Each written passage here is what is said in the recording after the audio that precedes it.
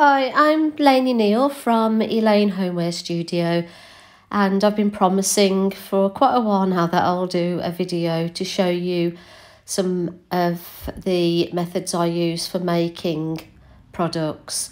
I'm using the Hydroflow, which is from Elicem, Elicem. They're based in the UK and they deliver to the UK free of charge, slightly cheaper than Jesmonite. And they also do worldwide as well. So if you are interested in having a go with Hydroflow, I'll give you a code, which I'll put on the post. For the first time that you purchase, you can get 15% off, and it's Lainey15. So I use a spatula just to mix the powder very quickly into the liquid to get rid of some of the air out of the powder. And then I'll use a Jesmonite blade. The Jesmonite blade really gets the powder mixed into the liquid. But because I'm doing quite a bit of patterning today, I want the product to last a little bit longer, so I've added some retarder. So in with the Jesmonite blade. Now this will mix in great, but it will not get rid of all of the air bubbles, and it won't get rid of all the lumps, whether you're using Hydroflow or Jesmonite.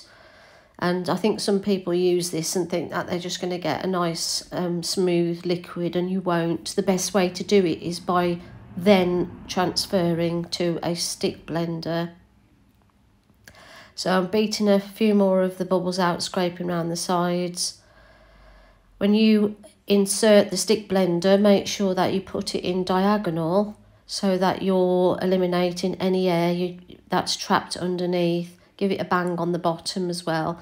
And as you can see, there's no bubbles, therefore getting mixed into the mixture. What the stick blender does do is it drags the air bubbles, any bubbles that are in there, it will drag them underneath the claw of the stick blender. And then when you lift the stick blender out, all going well, you'll end up with a really smooth mixture. So I get my products swilled in water really quickly so that I'm not left with it going hard on the blades and ruining them.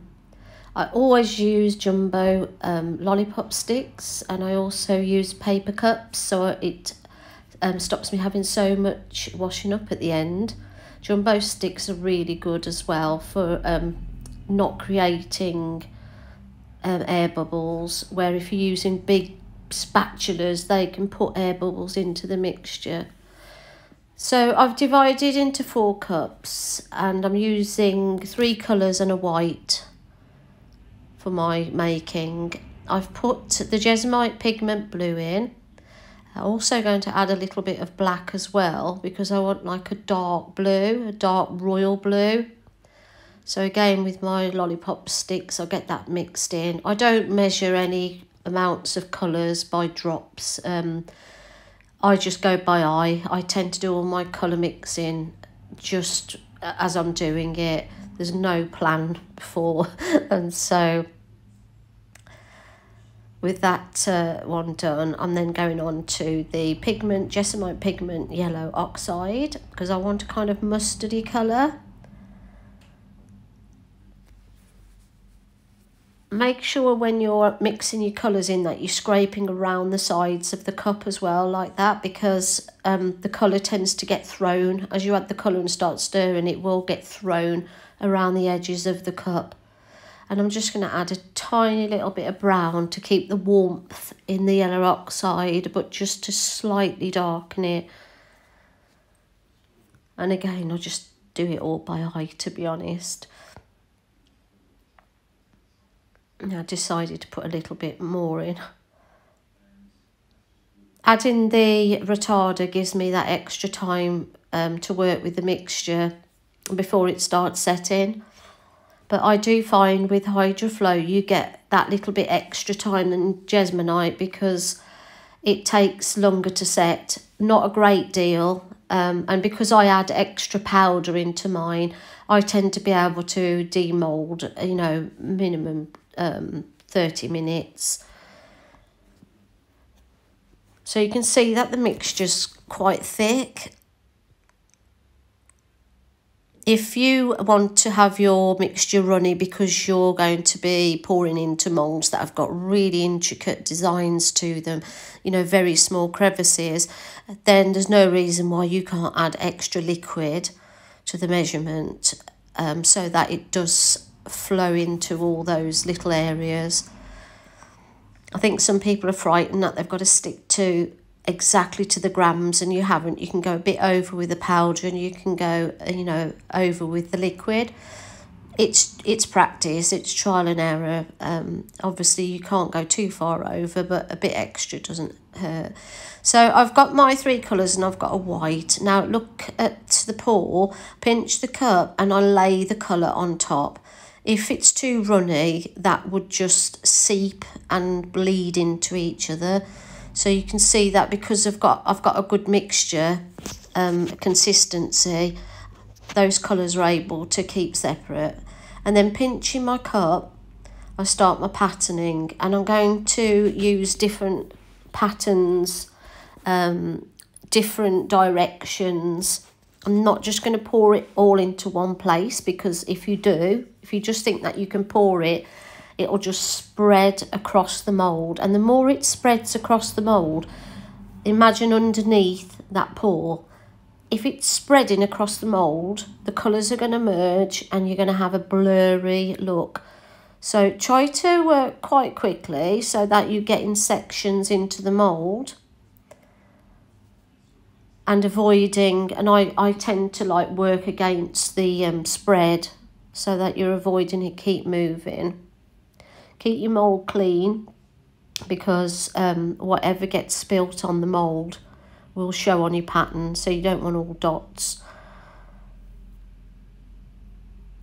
So again, every now and again, I just keep topping it up with white and putting a colour in. The reason I do this is because you're keeping it nice and fresh. You're keeping nice, fresh, clean cut colours. So I wouldn't just add all of the colour to the white in the big jug. I just keep transferring into a cup, and if the cup gets too messy, I'll change my cup and use a new one. So I don't know if you noticed with the patterning, the pattern is determined from the height you pour and how much you pinch the cup. If you pinch the cup tight, you'll get a wiggly thin line. If you hold it high up, like I'm doing here, can you see the difference with it comes out very, very wiggly and a thinner line. If you lay it low, you'll get a broader pattern. And with that one, I spun the cup round as I'm pouring to get spirals. Now the key with not getting your pattern a mess underneath, I think this is where some people who I speak to go wrong. When you've laid your one layer down of your pattern, but you've still got to fill that mould up because it's not quite to the top. So you need to go over the pattern equally. So not pouring all in one place where you're going to push the pattern along. You literally go over the top of what you've done. So a little bit in one place and then move the cup. So you're not, what you're aiming for is not to disturb that pattern underneath. And secondly, a lot of people will say, oh, how do I get rid of my air bubbles? And I've seen a lot of people say, oh, give it a good bang, shake it around. The more that you disturb that mould, the more that you're disturbing the pattern. So you want to try and get a really nice, clean pour. Make sure that it's covering all of the mould, and so that you haven't got to start banging it around. So with the leftover mixture, I'm going to be making some matching pots and a tea light holder.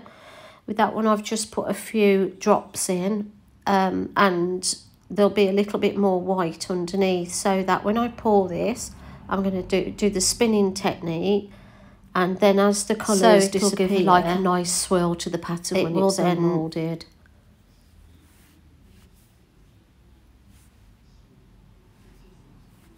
Again, try not to move the mould too much. I don't know whether you noticed there, but I did give it quite a bit of a tap on the side where the mould moved, and that will create now, which I didn't really want, but it will create just from keep touching the side. it will create a more of a smudging pattern. So again, if you know, the least that you can touch those molds, the better. So I'm running out of white, so I'm going to start with the blue and splash some white into it. And again, colours are just lying on the top. You don't want them to sink in. And the beauty of doing them like that is because you will get more of a distinctive set of colours rather than a big blur. And again, I'm just using a swirling technique for those. If you wanted, you know, stripes, or you wanted a really, really bold stripe, don't use the stick to mix the colours on the top. Just pour them in stripes. But I'm using a coffee stirrer to mix them already in. I'll try to do some more videos of different patterning. This is just the one that I particularly wanted to use today, just swirling it in.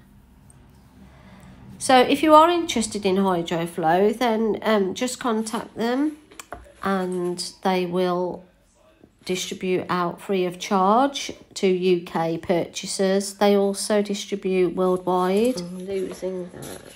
You need to contact them to get a quote on delivery if you're outside the UK.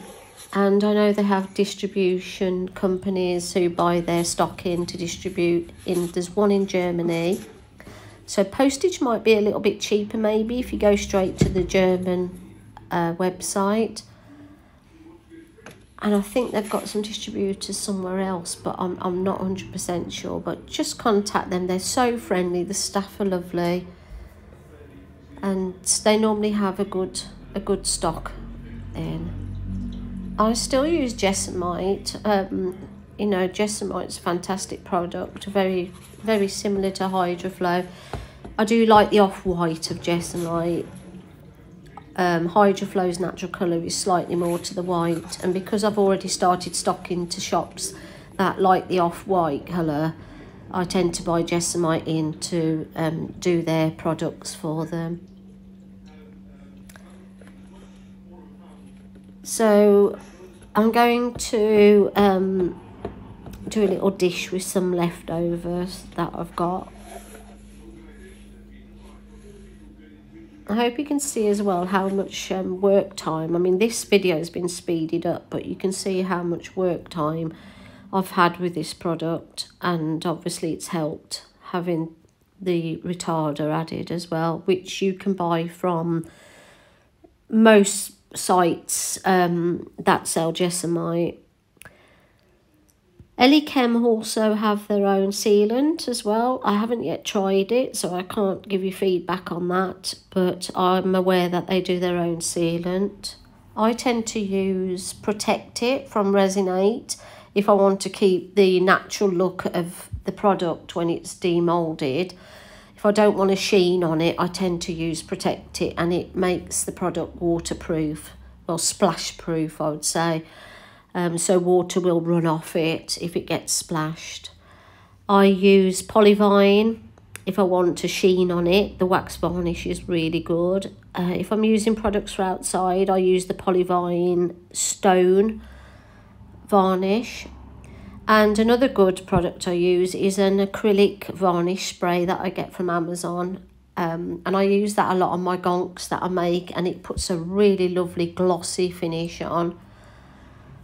So I use lots of different finishing products. With these items, I will be using Protect It, and then I will finish off with some Seal and Glow by, what's her name? Gabby Kerr. She sells it on eBay. It just puts a nice finish on. It pops the colours, it brings the colours out, and it just puts a very, very slight sheen on. It's like a little bit like a soft wax. So I've tried to follow in the basket dish. I've tried to follow when I've been pouring it, pinching the cups and pouring it, I tried to follow the ridges of the pattern. So I'm going to leave these to set now for about half an hour, and then I'll come back and test them, and if they've gone cool and they are hard, then I'll demould them. I hope this has been some help to you.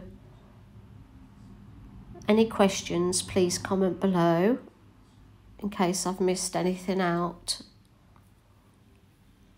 But practice makes perfect. That's my theory. And mine has just come from practice, practice, practice.